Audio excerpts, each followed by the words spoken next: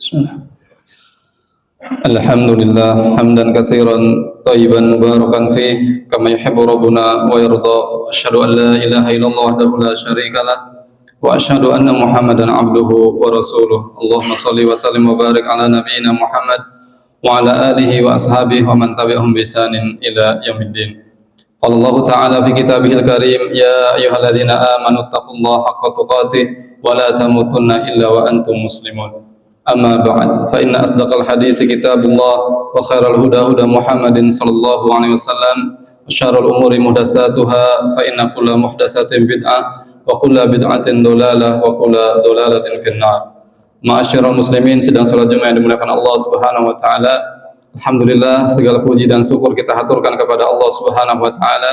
Salawat beriring salam semoga tetap tersampaikan kepada suri tauladan kita, yaitu Nabi Muhammad sallallahu alaihi wasallam.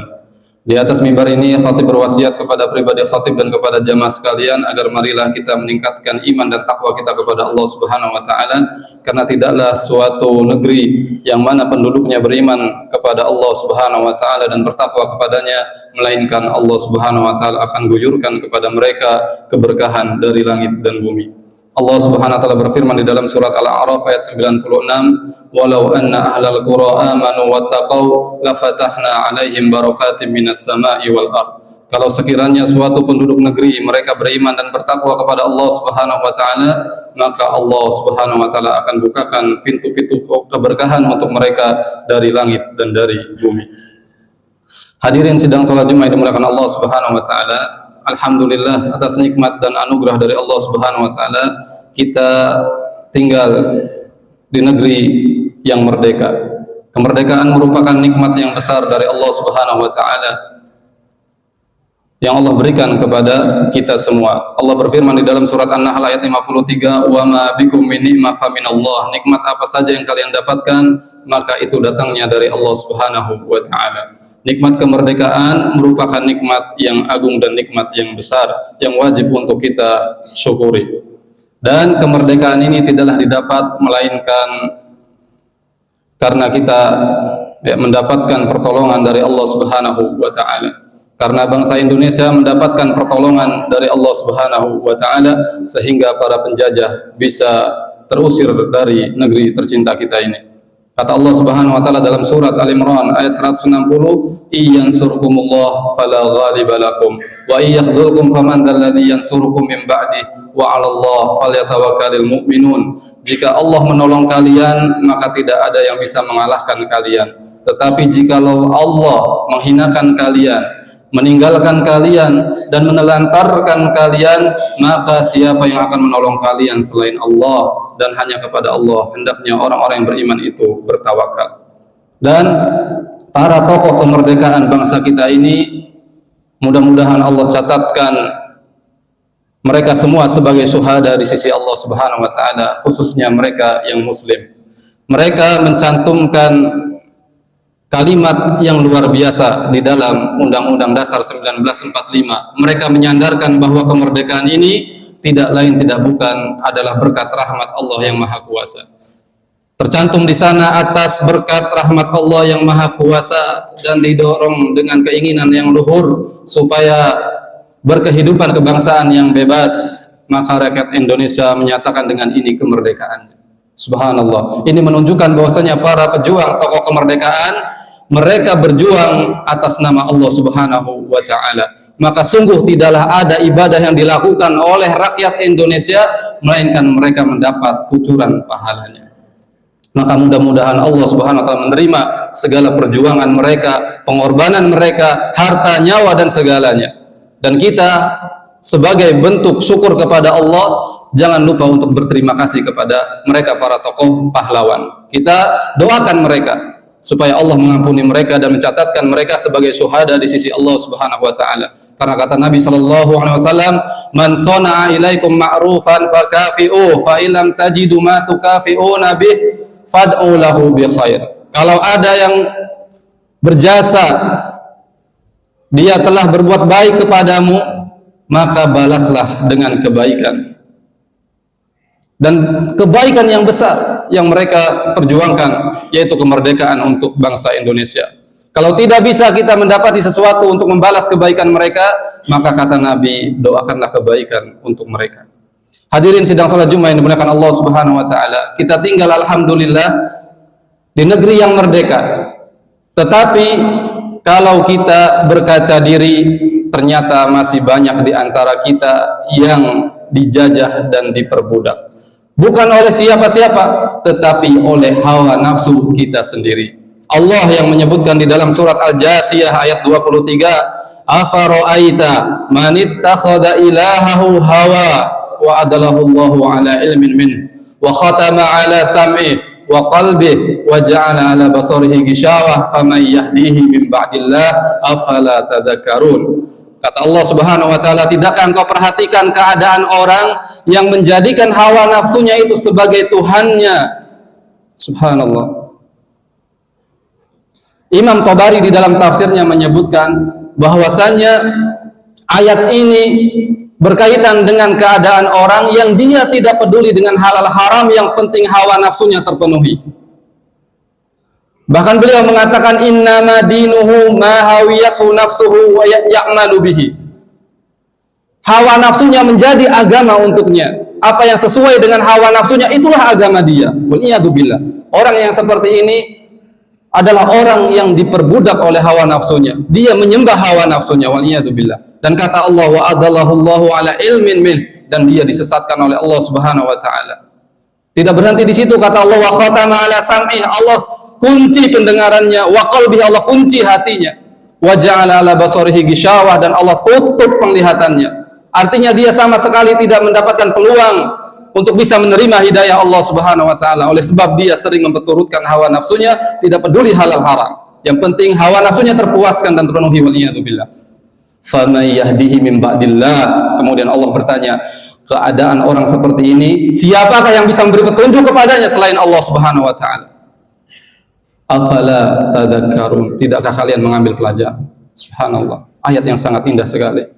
Dan Nabi SAW bersabda bahwasanya memperturutkan hawa nafsu ini bisa membinasakan seseorang. Kata Nabi SAW dalam hadis riwayat Tabrani, salasun muhlikat, ada 3 hal yang membinasakan. Syuhun muta', yaitu kekikiran yang ditaati. Wa hawan muttaba', hawa nafsu yang selalu diperturuti. Wa i'jabul mar'i binafsihi, dan sombongnya seseorang, dia bangga diri ya dengan pribadinya. Waliyadzubillah. Hadirin sidang salat Jumat yang dimuliakan Allah Subhanahu wa taala.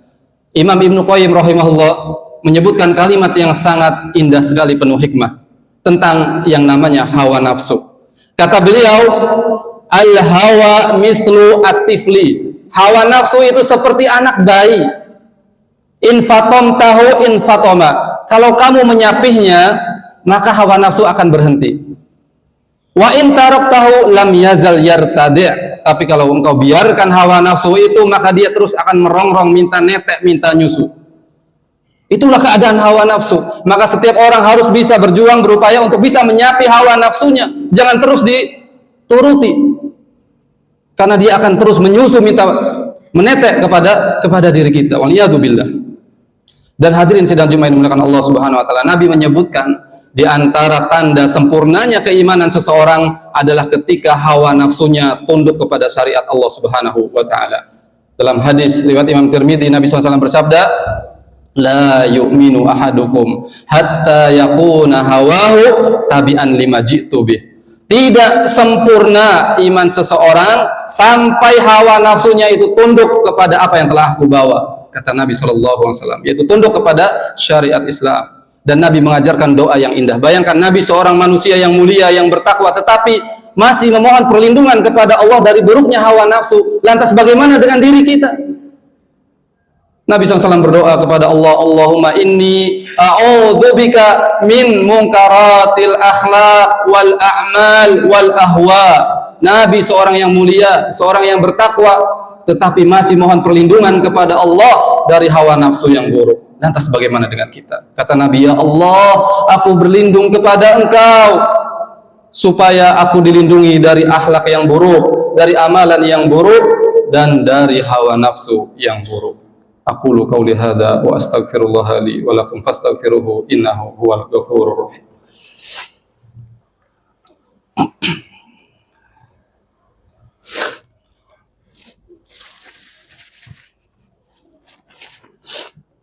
Alhamdulillah, wassalatu wassalamu ala nabi wa ala alihi wa ashabihi wa man tabi'ahum bi ihsanin ila yaumil qiyamah, amma ba'd. Kaum muslimin sedang salat Jumat dimuliakan Allah Subhanahu wa taala. Di khutbah yang kedua hendaknya kita bercermin kepada kisah yang begitu indah yang menunjukkan seseorang telah merdeka dari hawa nafsunya, yaitu Abdullah bin Umar radhiyallahu anhuma pernah melakukan suatu safar. Ketika di tengah perjalanan mendapati ada seorang anak muda yang sedang mengembala kambing yang begitu banyak. Kemudian Abdullah bin Umar radhiyallahu anhu berkata, "Wahai anak muda, juallah kambingmu kepadaku satu."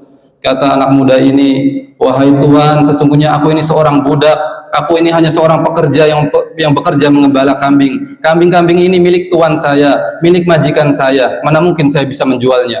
Kata Abdullah bin Umar menguji, "Hei anak muda, juallah satu kepada saya. Kamu dapat untung, katakan kepada tuan dan majikanmu, satu kambingmu dimakan serigala, beres." Tidak ada yang melihat, tidak ada yang tahu. Subhanallah, di tengah padang rumput yang jauh dari perkotaan, jauh dari hiruk pikuk kehidupan manusia, ternyata ada seorang anak muda, seorang pengembala yang memiliki keimanan yang luar biasa kepada Allah, yang kemudian jawabannya membuat Abdullah bin Umar menangis. Kata pengembala ini, "Fa aina Allah?" Lalu di mana Allah? Di mana Allah?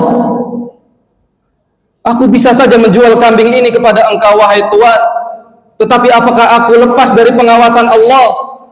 Apakah aku bisa lepas dari penglihatan Allah Subhanahu wa taala? Tidak ada yang tahu memang manusia, tetapi Allah tahu. Di mana Allah?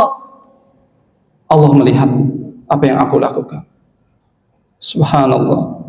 Ini adalah orang yang merdeka, yang ketika ada peluang untuk mendapatkan keuntungan duniawi, tetapi karena itu haram, dia tidak terjang.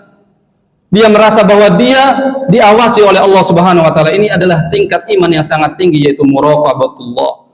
Merasa diawasi oleh Allah Subhanahu wa taala. Di manakah kita posisinya dibandingkan dengan pengembala kambing ini? Betapa banyak peluang-peluang haram yang kemudian kita terjang, waliyadzubillah. Seolah-olah kita lupa dengan pengawasan Allah, kita lupa dengan pandangan mata Allah Subhanahu wa taala. Seorang penyair mengatakan, "Idza khalauta fala taqul khalautu." Kalau engkau dalam keadaan sepi, jangan berkata, "Aku sedang sendiri." Walakin qul alayya raqibu. Tapi katakanlah pada dirimu, "Aku tidak sendiri, tetapi ada Allah yang selalu mengawasiku." Subhanallah. Dan contoh yang kedua adalah Nabi Yusuf alaihissalam. Peluang untuk berzina ada di depan mata, tidak ada yang tahu. Allah abadikan di dalam surat Yusuf ayat 23, "Wa rawadathu allati huwa fi baitiha an nafsihi wa ghallaqatil abwab wa qalat hayta lak."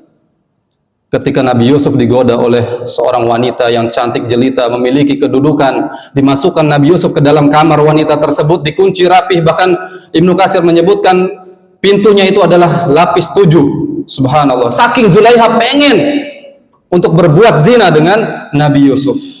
Peluang itu ada untuk melampiaskan hasrat hawa nafsu. Nabi Yusuf ada peluang itu, tetapi Nabi Yusuf kemudian mengatakan, "Qala ma'adallah."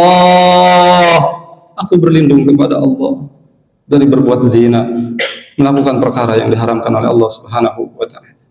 Maka di mana kita, wahai kaum muslimin yang dimuliakan Allah Subhanahu wa taala, sungguh iman telah terkikis. Sungguh kita merasa kita baik-baik saja ketika melakukan sesuatu perbuatan yang haram, seolah kita lupa bahwa Allah selalu melihat dan mengawasi kita. Innallaha wa malaikatahu yusholluna 'alan nabi ya ayyuhalladzina amanu shallu 'alaihi wa sallimu taslima. Allahumma shalli 'ala Muhammad wa 'ala ali Muhammad kama shallaita 'ala Ibrahim wa 'ala ali Ibrahim innaka Hamidum Majid. Wa barik 'ala Muhammad wa 'ala ali Muhammad kama barakta 'ala Ibrahim wa 'ala ali Ibrahim innaka Hamidum Majid. Allahumma ighfir lil muslimin wal muslimat wal mu'minin wal mu'minat al ahya'i minhum wal amwat innaka sami'un qaribun mujibud da'wati ya qadil hajat. Allahumma ighfir lana wa liwalidina warhamhuma kama rabbayana shighara. Allahumma ighfir lana wa liwalidina wa lil mu'minina yawma yaqumul hisab. Allahumma najjil mustad'afina minal mu'minin fi masyariqil ardi wa magharibiha. Allahumma najjil mustad'afina minal mu'minin fi Filistin wa fi kulli makan. Allahumma waffiq ulata umurina lima tuhibbu wa tarda. warzuqhum bitanatan salihah tu'inuhum ala masalihid dunya wad din. Rabbana atina min ladunka rahmah wa hayyi lana min amrina rasyada. Rabbana atina fid dunya hasanah fil akhirati hasanah wa qina adzabannar. Wa sallallahu ala nabiyyina Muhammad wa akhiru da'wana alhamdulillahi rabbil alamin wa aqimis shalah.